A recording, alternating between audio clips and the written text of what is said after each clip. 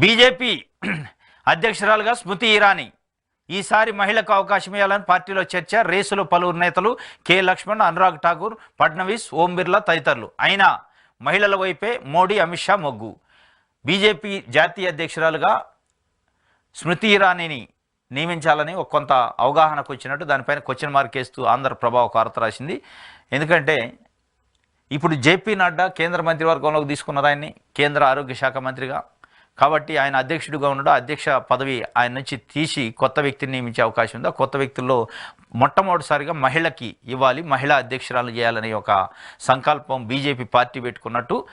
కాబట్టి స్మృతి ఇరానీ మోదీకి అటు అమిత్ షాకి చాలా నమ్మకస్తురాలుగా ఉంటున్న వ్యక్తి కాబట్టి ఆమెకే ఇచ్చే అవకాశం ఉన్నట్టు చర్చ అయితే జరుగుతుంది. ఇంకోటి తెలంగాణకు సంబంధించి కె లక్ష్మణ్ కూడా రేసులో ఉండు, ఫడ్నవీస్, మహారాష్ట్ర మాజీ ముఖ్యమంత్రి ఫడ్నవీస్, మాజీ స్పీకర్ ఓం బిర్లా, అనురాగ్ ఠాకూర్ వీళ్ళు కూడా రేసులో ఉన్నారు. కానీ వీళ్ళందరిలో కూడా మహిళకి ఇచ్చే అవకాశం వస్తే మట్టుకు మహిళకే ఇవ్వాలి అనుకుంటే తప్పనిసరిగా స్మృతి ఇరానీకే ఇచ్చే అవకాశం ఉన్నట్టు స్పష్టంగా అర్థమవుతుంది.